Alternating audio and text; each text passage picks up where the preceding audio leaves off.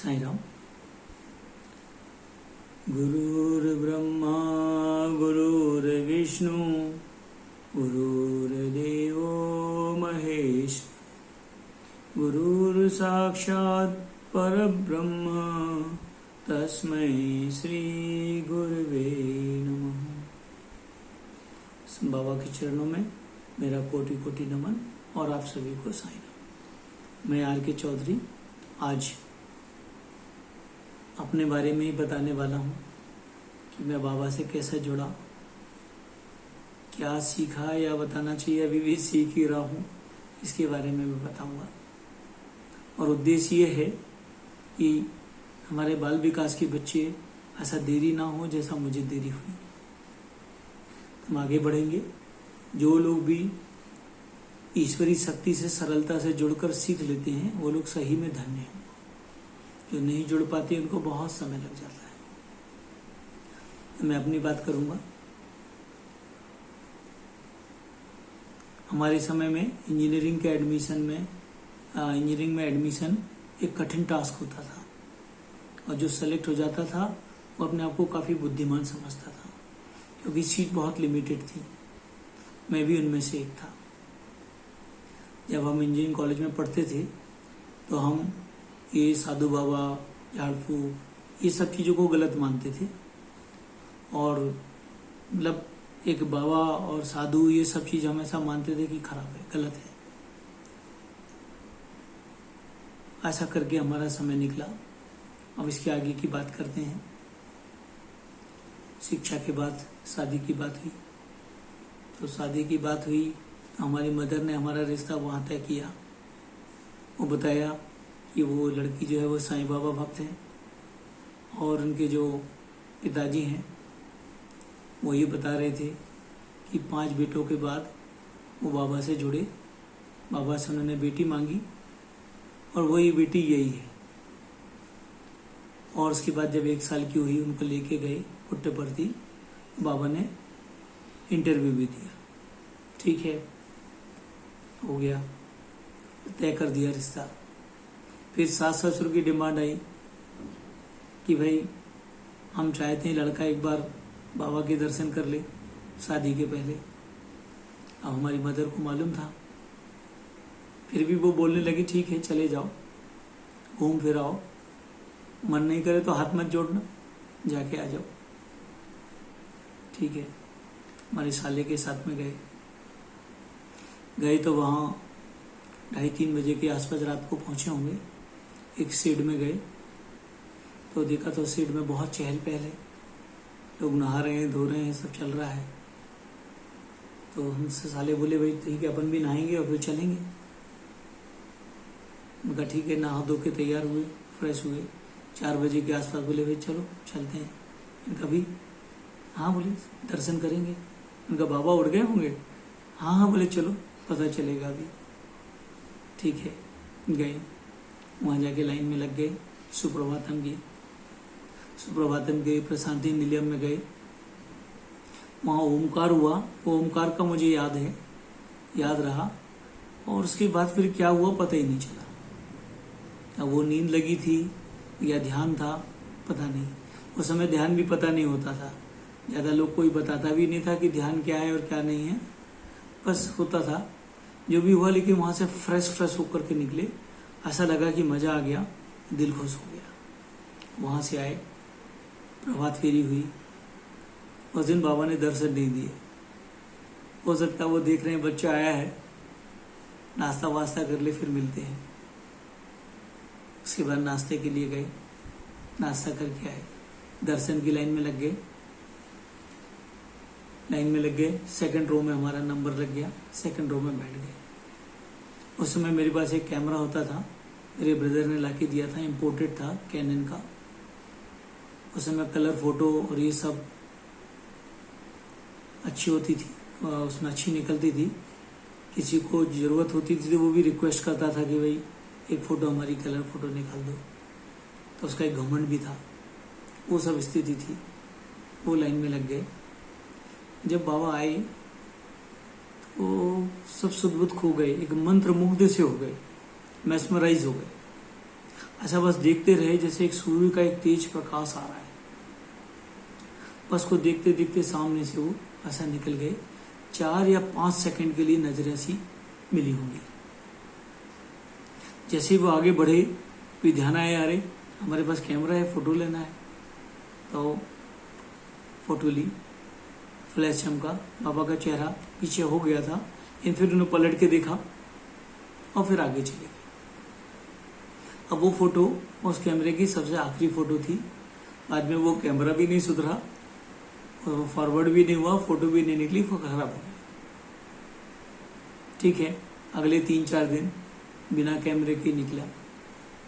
लेकिन वो अगले 3-4 दिन में कुछ ऐसी स्थिति बनी या ऐसा मन हुआ, धीरे धीरे रोज सुप्रभातम में भी जाते थे, प्रभात फेरी में, दर्शन में, सब में जाने लगे और हाथ भी जुड़ने लगा।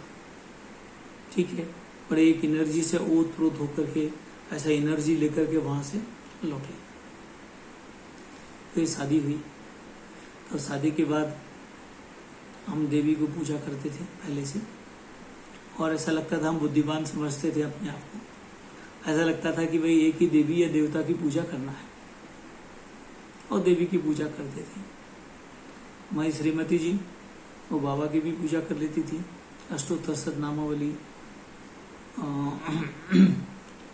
और ये सब करने के बाद वो देवी की पूजा भी कर देती थी। कोई दूसरी पूजा होती तो सहज भाव से वहां भी शामिल हो जाती थी। समझ में नहीं आता था कि हमारी गलती है या उधर गलती है। ये बात हमें बाल विकास के बच्चों को भी बताना है, बट हमारी शिक्षा उस समय तो अधूरी रही। आज हम बता पा रहे हैं कि ऐसा बच्चों को बताओ। बच्चों को भी बताना है कि जो बुद्धि की देवी है वो सरस्वती है। बुद्धि की पूजा करना तो सरस्वती की करे, धन की करना लक्ष्मी की करे। क्रिएटर है वो ब्रह्मा है, विष्णु जो है मैनेजर है, या बोलना चाहिए पालन करता है। महेश या शंकर जो है वो ट्रांसफॉर्मेशन वाले हैं। अब ये कैसे समझ में आएगा इतने भगवान है, किसकी पूजा करना है? वो बच्चों को बताना है कि सरकार एक ही है, लेकिन लाइसेंस बनवाना है तो अलग ऑफिस में जाना होता है, आधार कार्ड बनवाना है तो अदर जगह जाना है, राशन कार्ड बनवाना है तो अलग ऑफिस में जाना है, बैंक है तो अलग जाना है। सरकार वही है, उसके अलग अलग रूप है। इस तरह से समझा करके और आगे बढ़ना है। अलग अलग डिपार्टमेंट अलग अलग जगह दिए। ठीक है, हमारी जो शिक्षा अधूरी थी वहां से आगे निकले, चलते रहे, समय आगे बीतते रहा। 13 मई 2006 को हम लोग कल्याण आए। शिक्षा की कमी तो बची थी, कुछ करनी थी, तो बाई का पुतला के पास यहाँ रेलवे क्वार्टर है, वहां रहने लगे। थोड़े दिन में मिसेस की तबीयत खराब हुई तो सोचा कहाँ दिखाना है।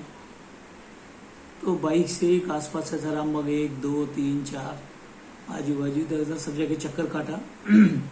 तो एक जगह रामबाग 4 में लगा ये डॉक्टर ठीक है, डॉक्टर उपाध्याय है, सभी लोग जानते हैं।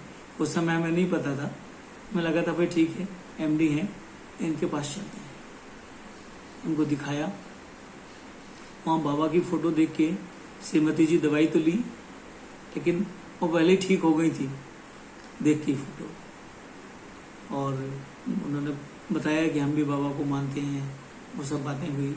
उन्होंने बताया रामबाग 2 में अपना समिति है, वहाँ चले जाना। ठीक है, हो गई बात। अब अगले 2, 3, 4 दिन हो गए, बाइक से चक्कर काट रहे हैं, समिति कहाँ है, समिति कहाँ है, पता ही नहीं है। ना कोई फोटो दिख रही है, ना कोई बोर्ड दिख रहा है। फिर हमारे साथी हैं एक मिस्टर राव, वो घर में आए, उन्होंने बाबा की फोटो देखी। बोले अरे आप बाबा को मानते हैं? उनका क्यों? बोले इनका समिति है, बोले यहाँ 2 नंबर में। बोले चलो दिखाओ, पहले हमें दिखा दो। उन्होंने दिखाई समिति से आना शुरू कर दिया, जुड़ गए। वो जोड़ना बाबा को था, उनको शिक्षा देना था और हमें लेना था, क्योंकि ऐसा ब्रह्मांड वाली जो शक्ति है, ब्रह्मांडी शक्ति है, अनंत सोर्स वाली जो है, उससे यदि आप जुड़ गए तो उसकी भी ड्यूटी बनती है, वो भी आपको खींच लेती है उसको सिखाने के लिए, और आप भी ऐसा कोई माध्यम बनता है कि आप चले जाते हो। या ऐसा बोलना चाहिए एक सोल प्लान होता है। जैसे कर्म के हिसाब से हम लोग जन्म लेते हैं, तो एक प्लान होता है हमारा एक कर्म का, आत्मा का, सोल का, क्या करना है क्या नहीं करना है, कितना करना है। उस प्लान के हिसाब से आते हैं। उस प्लान में भी किसी शक्ति से मिलना है तो वो शक्ति भी आपको खींच लेगी उस तरफ। कुछ परिस्थिति ऐसी बनेगी कि आप वहां चले जाओगे। ठीक है, हम भी रामबाग 2 में समिति में जाने लगे। अब बाबा ने फिर राजन जी के माध्यम से एक Hindi translation thought for the day का एक काम दे दिया। वो काम करने लगे।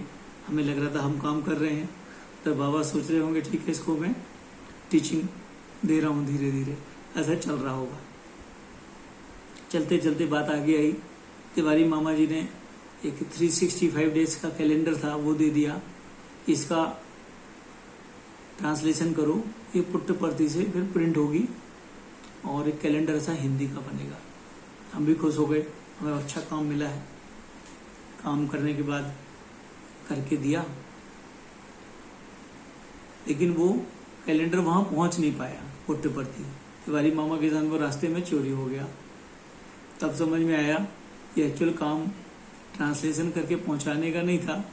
वो काम ये था कि बच्चा सीख जाए, समझ ले क्या टीचिंग है क्या नहीं है, समझ जाए। और हम भी वो टीचिंग करने के बाद अपने आप को लगने लगा था कि अब बुद्धिमान हो गए, जो कमी थी वो भी पूरी हो गई। अब ठीक है, बढ़िया हो गया। अभी 4-5 साल पहले की बात है, हम लोग बेंगलोर गए तो वहाँ एक केज में 2 हिरण थे। तो वो देख रहे थे ऐसा, तो श्रीमती जी गई, ऐसा केज पे हाथ रखा तो वो हिरण एकदम उनके पास में आ गए। तो मैं भी गया, मुझे भी अच्छा लगा। मैंने कहा मैं भी चाहता हूँ। तो मिसेस को दूर करके उधर मैंने हाथ रखा तो वो अलग हो गए। मिसेस दूसरी तरफ गई तो वो उधर चले गए। फिर मैं एक बार पलट के देखा, मैंने कहा ऐसा क्या है, तुम इधर आओ मैं इधर जाता हूँ। फिर वैसे ही हुआ। फिर समझ में आया अभी कुछ रह गया है। वो समझ में आया, सोचा, ऐसा पता चला लव ऑल वाली चीज जो है सिर्फ पढ़ी है, वो अंदर तक उतरी नहीं है। अभी भी वो प्रैक्टिस चल रही है, अभी भी वो पूरा हो नहीं पाया है, शायद वो काम चल ही रहा है। तो यही चीज हमें बच्चों को बताना है कि ये जो शिक्षा है हमारी, बाबा की शिक्षा है, इससे जुड़ रहे हैं, उनको उतारना है जिंदगी में। सिर्फ पढ़ लेना है, समझ लेना है, सुना देना है, वो नहीं है। जैसे कि हम पहले सुनते थे कि वे वेद पुराण पढ़ लो, वेद पढ़ो, पुराण पढ़ो, गीता पढ़ लो। हमने भी पढ़ ली, ऐसा लगा कि अब ठीक, अब हम बुद्धिमान हो गए। और आगे पता चला कि पढ़ के हुआ क्या है, पढ़ लिया, किया क्या है। फिर बाद में धीरे धीरे समझ में आया कि पढ़ के कुछ नहीं है, पढ़ना तो एक मैप है।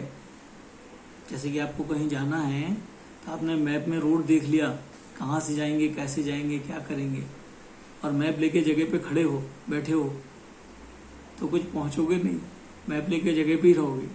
ऐसे वो पढ़ लिया तो कुछ होने वाला नहीं है जब तक आपकी जिंदगी में नहीं उतर जाए।